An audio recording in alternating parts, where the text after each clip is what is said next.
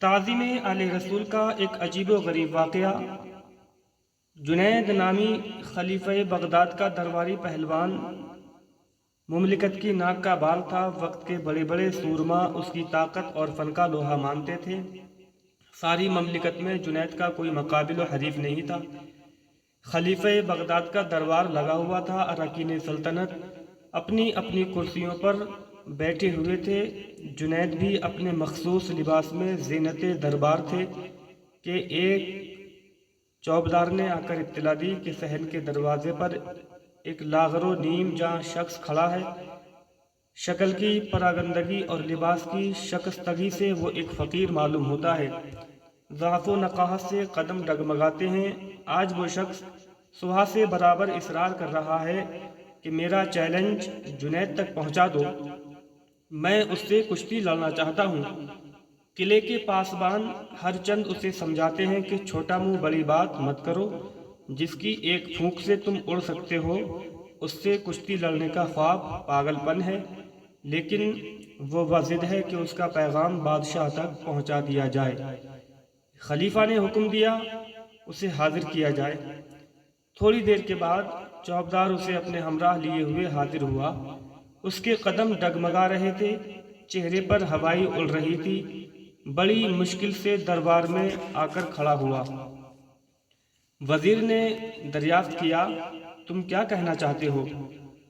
تو اس اجنبی شخص نے جواب دیا کہ میں جنید سے کشتی لڑنا چاہتا ہوں۔ کیا تمہیں معلوم نہیں ہے کہ جنید کا نام سن کر بڑے بڑے بہادروں کے ماتھے پر پسینہ آ جاتا ہے؟ ساری ریاست میں اب ان کا کوئی مد مقابل نہیں رہ گیا ہے۔ ایسی مضحکہ خیز بات کے لیے اصرار مت کرو۔ اس شخص نے جواب میں کہا کہ جنید کی شہرت ہی مجھے یہاں تک کھینچ کر لائی ہے۔ مجھے تو اثبات و نفی میں جواب چاہیے، ہاں یا نہ۔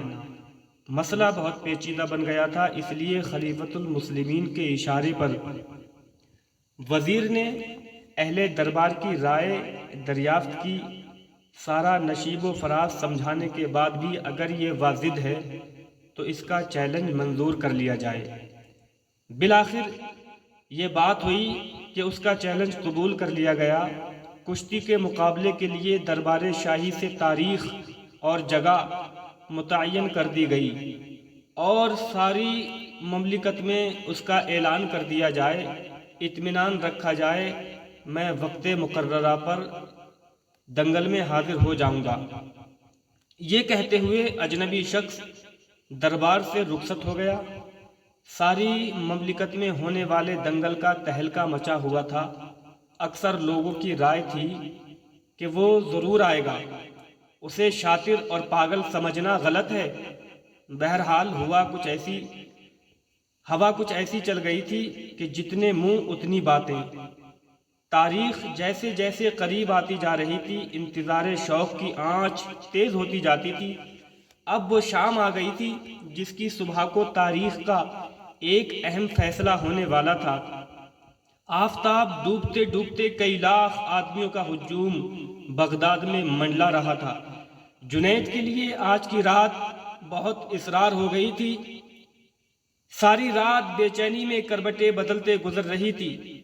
بغداد کا سب سے وسیع میدان لاکھوں تماشائیوں سے کھچا کھچ بھر گیا تھا۔ تھوڑی دیر کے بعد شاہانہ کر و فر کے ساتھ بادشاہ کی سواری آ رہی تھی۔ خدام و وحشم کے ساتھ حضرت جنید بھی بادشاہ کے ہمراہ تشریف لائے۔ سب آ چکے تھے۔ اب اس اجنبی شخص کا انتظار تھا جس نے چیلنج دے کر سارے علاقے میں تہلکہ مچا دیا تھا۔ وقت مقررہ میں اب چند ہی لمحے باقی رہ گئے تھے کہ وزیر اعلان کرنے کھڑا ہوا۔ سارا مجمع گوش بر آواز ہو گیا۔ منہ سے پہلا لفظ ہی نکلا تھا کہ مجمع کے کنارے سے ایک شخص نے آواز دی، ذرا ٹھہر جائیے، وہ دیکھیے سامنے گرد اڑ رہی ہے، ہو سکتا ہے وہی اجنبی شخص آ رہا ہو۔ چند ہی لمحے بعد جب گرد صاف ہوئی تو دیکھا گیا کہ ایک نحیف و لاغر انسان پسینے میں شرابور ہانپتے کانپتے چلا آ رہا ہے۔ سارا مجمع اس اجنبی شخص کو دیکھنے کے لیے ٹوٹ پڑا۔ بڑی مشکل سے اسے میدان تک پہنچایا گیا۔ ظاہری شکل و صورت دیکھ کر لوگوں کو سخت حیرت تھی کہ ضعف و ناتوانی سے زمین پر جس کے قدم سیدھے نہیں پڑتے وہ جنید جیسے کو پیکر پہلوان سے کیا مقابلہ کر سکتا ہے۔ دنگل کا وقت ہو چکا تھا۔ اعلان ہوتے ہی حضرت جنید تیار ہو کر اکھاڑے میں اتر گئے۔ وہ اجنبی شخص بھی کمر کس کر اکھاڑے میں کھڑا ہو گیا۔ لاکھوں تماشائیوں کے لیے بڑا ہی حیرت انگیز منظر تھا۔ حضرت جنید نے خم ٹھونک کر زور آزمائی کے لیے پنجہ بڑھایا۔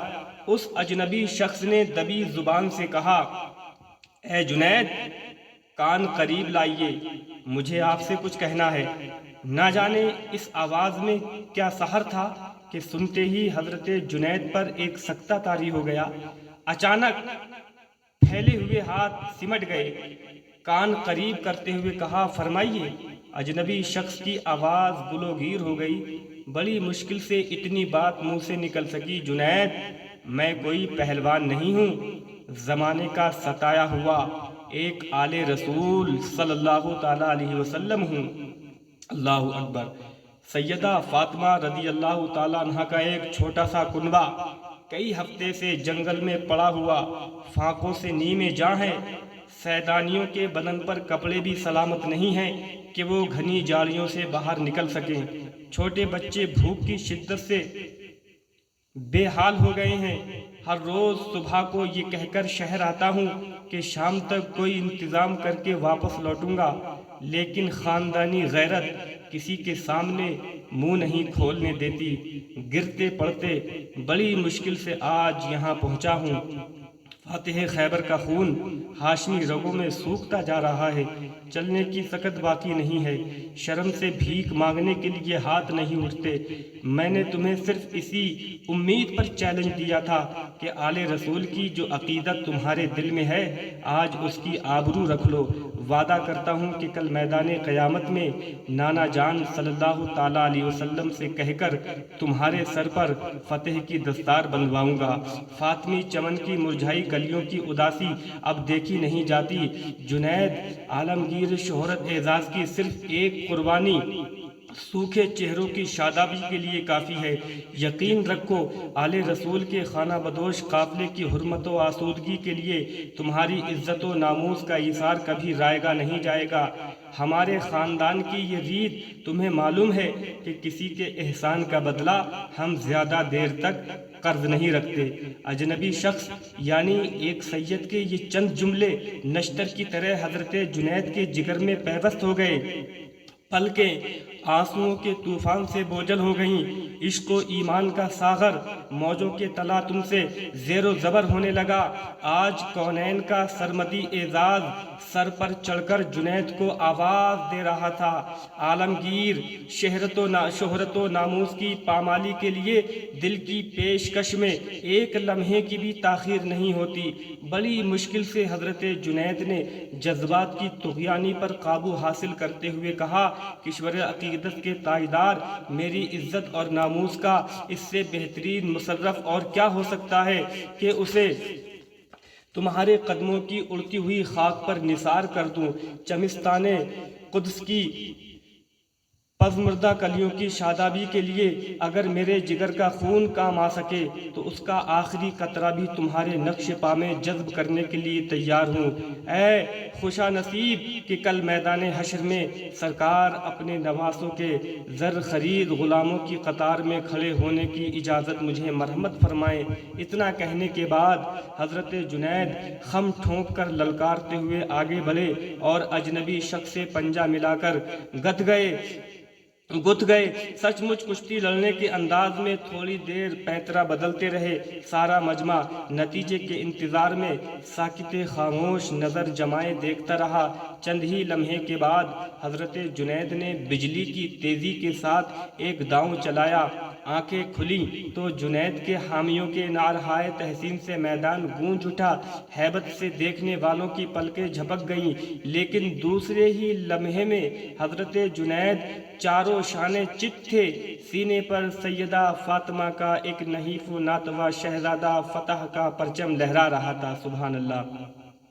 حضرت جنید کی فاتحانہ زندگی کا نقشہ دیکھنے والی آنکھیں اس حیرت و انگیز نظارے کی تاب نہ لا سکیں۔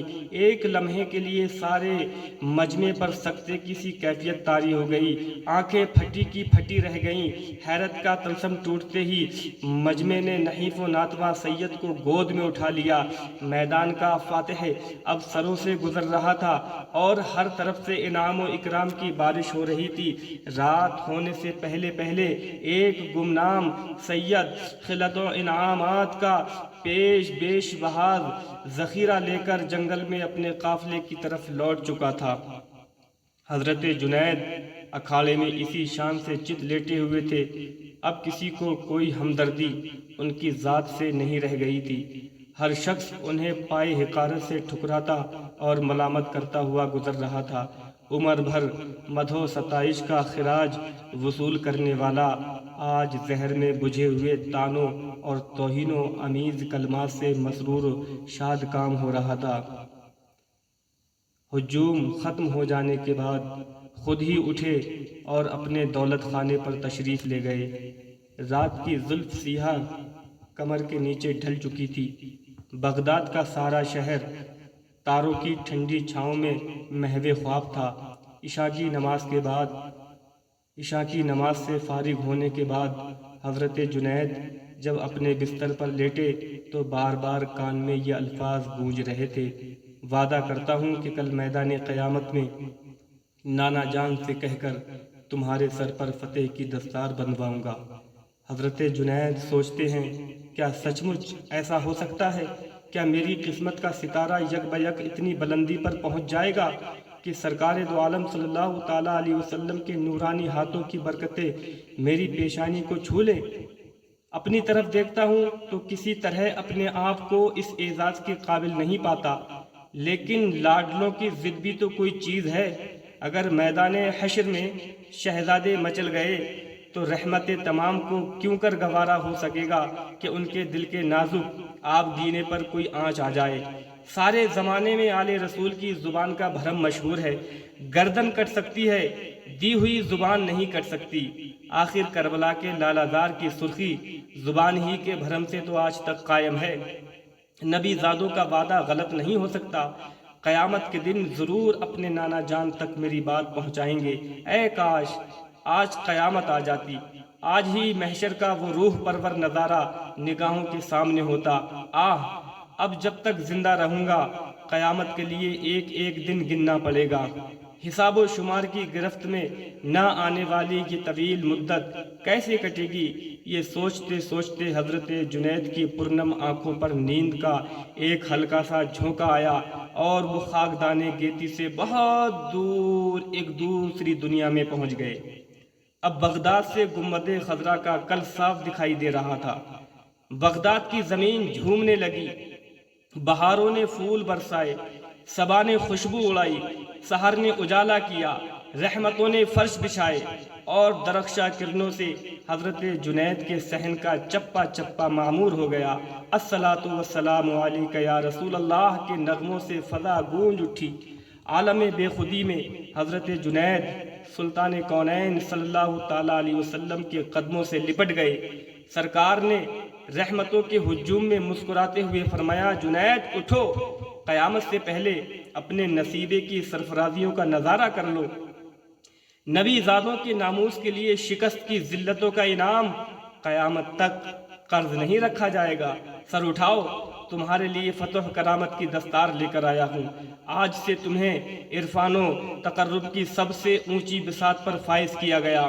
تجلیات کی بارش میں اپنی ننگی پیٹھ پر لگے غبار اور چہرے کی گرد کا نشان دھو ڈالو۔ اب تمہارے رخ تاباں میں خاکدان گیتی ہی کے نہیں، عالم قدس کے رہنے والے بھی اپنا منہ دیکھیں گے۔ سبحان اللہ۔ بارگاہ یزداں سے گروہ اولیاء کی سروری تمہیں مبارک ہو۔ ان کلمات سے سرفراز فرمانے کے بعد سرکار مصطفیٰ صلی اللہ تعالیٰ علیہ وسلم نے حضرت جنید کو سینے سے لگا لیا۔ سبحان اللہ۔ اس عالم کیف بار میں اپنے شہزادوں کے جانثار پروانے کو کیا کیا عطا فرمایا کس کو معلوم؟ جاننے والے بس اتنا ہی جان سکے کہ صبح کو جب حضرت جنید کی آنکھ کھلی تو پیشانی کی موجوں میں نور کی کرن لہرا رہی تھی، آنکھوں سے عشق و عرفان کی شراب کے پیمانے چھلک رہے تھے۔ کل کی شام جو پائے حقارت سے ٹھکرا دیا گیا تھا، آج صبح کو اس کی راہ گزر میں پلکیں بچھی جا رہی تھیں۔ کل کی شکست کی ذلتوں سے بوجھل ہو کر جو اکیلا اپنے گھر تک آیا تھا، آج اس کے جلووں میں کونین کی امیدوں کے کارواں چل رہے تھے۔ ایک ہی رات میں صرف ایک ہی رات میں سارا عالم زیر و زبر ہو گیا تھا۔ خواب کی باد صبا نے گھر گھر پہنچا دی تھی۔ طلوع سحر سے پہلے ہی حضرت جنید کے دروازے پر درویشوں کی بھیڑ جمع ہو گئی تھی۔ جو ہی باہر تشریف لائے، خراج عقیدت کے لیے ہزاروں گردنیں جھک گئیں۔ خلیفہ بغداد نے اپنے سر کا تاج اتار کر قدموں میں ڈال دیا۔ سبحان اللہ! سارا شہر حیرت و پشیمانی کے عالم میں سر جھکائے کھڑا تھا۔ مسکراتے ہوئے ایک جلوہ بار نظر اٹھی اور ہیبت سے لرزتے ہوئے دلوں کو سکون بخش دیا۔ اتنے میں آواز آئی کہ گروہ اولیاء کی سروری کا اعزاز مبارک ہو۔ منہ پھیر کر دیکھا تو وہی نحیف و ناتواں آل رسول فرط مسرت سے مسکرا رہا تھا۔ ساری فضا سید الطائفہ کی مبارکباد سے گونج اٹھی تھی۔ اے ایمان والو، ہوش سنبھالو اور سمجھو کہ کسی سید اور آل رسول صلی اللہ تعالیٰ علیہ وسلم کی خاطر چند ساعت کی بے عزتی اور شرمندگی کو اگر آپ نے گوارا کر لیا اور آل رسول صلی اللہ تعالیٰ علیہ وسلم کی عزت و خدمت آپ بجا لائے تو اس کا صلہ اور بدلہ دنیا و آخرت میں بہترین سرفرازی اور شاندار کامیابی ہے کہ حضرت جنید بغدادی رضی اللہ تعالیٰ عنہ، جو بادشاہ کے درباری پہلوان تھے مگر آل رسول صلی اللہ تعالیٰ علیہ وسلم کی تعظیم و تکریم کا صلہ تھا، کہ سید الطائفہ اور امام الاولیاء بنا دیے گئے۔ اے عشق تیرے صدقے جلنے سے چھٹے سستے، جو آگ بجھا دے گی وہ آگ لگائی ہے، صلی اللہ تعالیٰ علیہ وسلم۔